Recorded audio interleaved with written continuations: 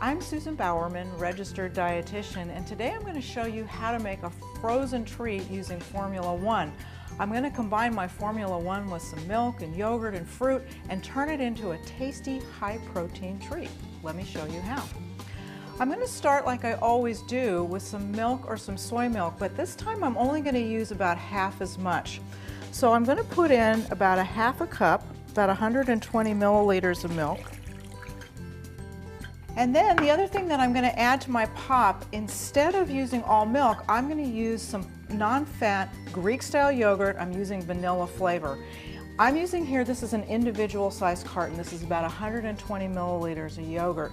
And the reason I'm using the yogurt is because it's going to add some protein to my pops. It's also going to make it a little bit thicker. If you made your pops just with straight milk, they'd be a little bit too icy. So this is going to give it some creaminess. So we're going to do that.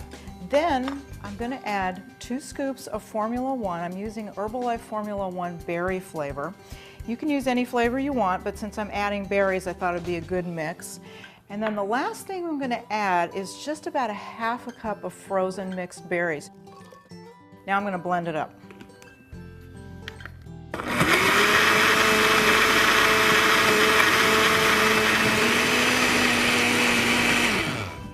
Okay, so we're all blended up, and one of the things I want you to notice is how thick this is. It's a lot thicker than your usual shake because I used half milk and half yogurt. It's going to make a great pop. So now what I'm going to do is I'm going to pour these into 4 icy pop molds. The ones that I have hold about 1/3 of a cup. It's about 80 milliliters, and each one of these is going to be a snack. So I'm going to go ahead and pour. I'm probably going to make a mess, but that's okay. That's part of the fun of cooking. So very carefully pouring these into my molds. It's so pretty from the wild berry Formula 1 and then the extra berries that I added. And I should have just enough, hopefully, to fill up my popsicle molds or my lolly molds. Oh, that's perfect.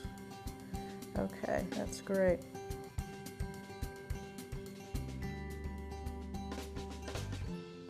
Then I'm going to put the tops on, and I'm going to pop these into the freezer. They probably need to stay there about 2 hours. If you don't leave them in long enough, then when you go to take it out of the mold, you're just going to end up with the handle and no popsicle. So off they go.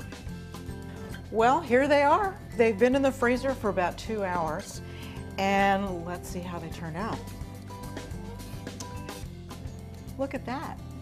So each one of these pops has about 75 calories, but it has 7 grams of protein.